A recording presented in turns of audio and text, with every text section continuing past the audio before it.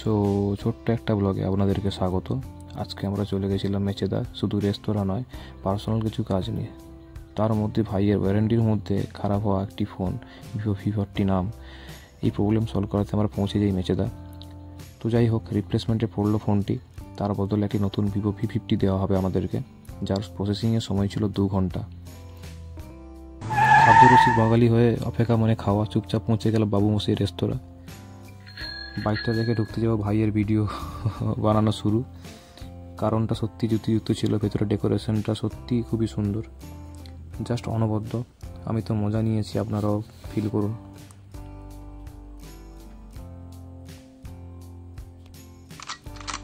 ভেতরে ডেকোরেশনটা সত্যি খুবই সুন্দর ছিল, জাস্ট অনবদ্য।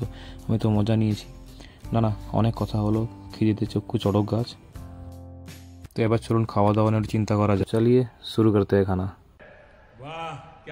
ফটাফট নিয়ে নিলাম ফিশ ফিঙ্গার, ভেটকি মাছের, যেটা 6 পিস নিয়েছিলাম আমরা, সাথে পটেটো ফ্রাই। ভেটকি মাছটা পুরো যাচ্ছিল, বলার মতো নয়। ভেতরটা পুরো ভেটকি মাছে ভর্তি ছিল। এবারে মেন কোর্স মটন থালি ছিল। যা যা রয়েছে দেখুন। আমার কিন্তু খুব খিদে, ভাইয়েরও কম নয় কিন্তু। সুন্দর একটা কলার মোচা দিয়ে তরকারি ছিল, তার সঙ্গে ডাল, একই সবজি ডাল দিয়েছে, গ্রিন স্যালাড দিয়েছিল, পাঁপড় ছিল, তার সঙ্গে একটা পোস্তর বড়া ছিল, সঙ্গে খাসি। কি সুন্দর করে সাজানো। অপেক্ষার পালা শেষ। ধৈর্য ধরতে না পেরে রেকর্ডিং বন্ধ করে আগে শুরু করলাম খাওয়া দাওয়া। ভাই তো আর পারলো না ধৈর্য ধরে রাখতে। চলো খাওয়া যাক। তো প্রথম বাইটটা নিচ্ছে, সুন্দর করে দেখুন। প্রথমেই খাসির রোগান দিয়ে শুরু। খাওয়া শুরু করতে না করতে চলে এসছে চাটনি, গোলাপ জামুন আর টক দই।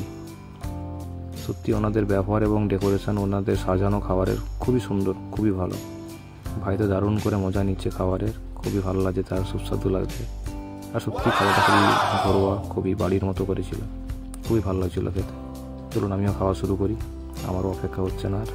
সুন্দর লং গ্রেন রাইস, তার সঙ্গে এতগুলো বাড়িয়ে খাবার, সাবেকি খাবার বলতে পারেন এক প্রকারের, খুবই সুন্দর।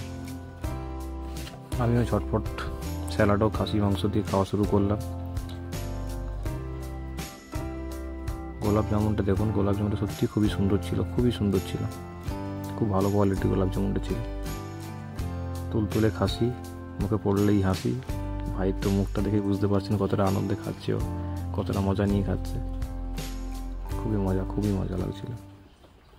হা, সে এক আলাদাই অনুভূতি, খাদ্য রসিক বাঙালি বলে কথা। তো আমাদের খাওয়া দাওয়া শেষ, আমরা পৌঁছে গেলাম Vivo showroom, Vivo customer care. তো ওখানে গিয়ে ম্যাডামের হাতে ফোনটা আনবক্সিং করিয়ে ফোনটা চেক করে নিলাম। দিয়ে আমরা বাড়ির পথে back to Nandigram. Bye bye दोस्त, फिर मुलाकात होगा ऐसे न्यू इंटरेस्टिंग ब्लॉगिंग में।